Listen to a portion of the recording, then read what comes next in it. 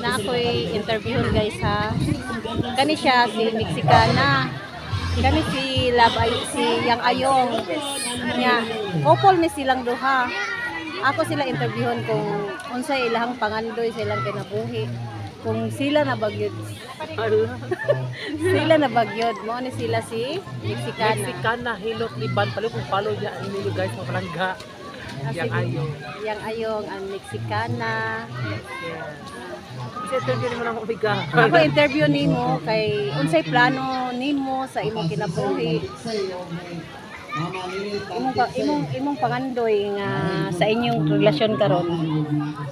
So ang akong plano sa akong kinabuhi ug akong pangandoy sa among relasyon karon sa gusto unta ko nga punpuhon kung itugot lang sa Ginoo nga dili lang kay sa karon nga nagkami kung dili hangtod sa ka hello amiga Daghan kay parang kung dili hangtod sa kahangturan sa among kinabuhi. Ang among pangandoy nga ang among panagsama mahimo siyang balaan pinaagi sa pagkasal puhon di ba? Oh, dili siya usab siya sa inyong duha kinsa may mukuan, kinsa may maggaon. Gusto daw siya. Gusto untag ako pero ato nang respetuhon ang Katoliko bitaw. So okay na siya ang magaon. Siya ra jud ang magaon kay kuan man kanang sagrado biya pero ganan unta ko. Yeah, okay ra nimo. Pwede naman siguro. Kung mahangi no, kung pwede ako magaon. Ay, ikaw yang Ayong. Nahigugma jud ni Mexicana. Nahigugma pa. Dili pud mi magkauyab kung ako niya nahigugma.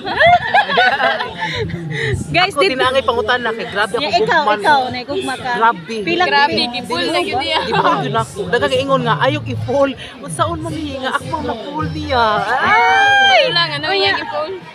Unya kanang pila may edad nimo? So ako pangidaron karon kato nga siya mo agwat 30 mag 34 na ko karong December.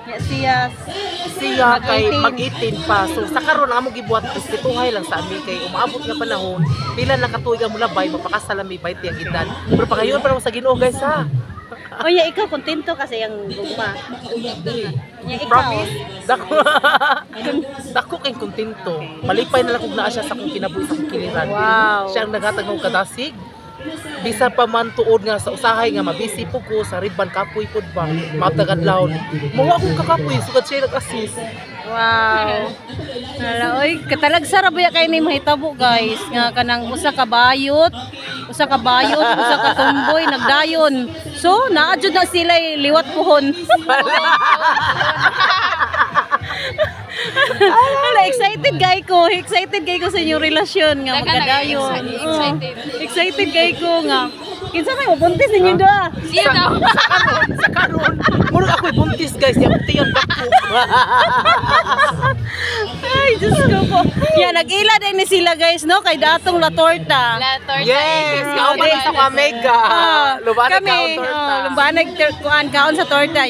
Nag-ila ni sila sa September 25. Yes. Unya.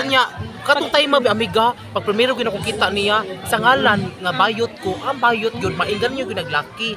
So, ako kay na pag primero ko kita niya 100% laki kaysa sa pananaw. Mautan na ko, bi. Babay ko sa pananaw, bi. Wala uy. Laki na. Lalaki po dahil kung lubong. Ano nga, bi.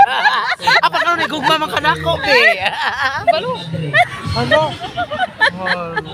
Alam, may muot siguro silang relasyon. Ganun yung ganyan ko tumboy. Sige, mao na to, i-update raw niya tamon sa ilahang plano niya kay magpakasal man ni sila po. Ipalit ako mga mega, amigos. Mexicana, hilot, riban, amo palo, katong aray bayran. Follow sa ilahang kuan, sa ilang page. Na mo nga gay love lesbian. Okay. Thank you, Amiga Idol Karina. Bye. Bye.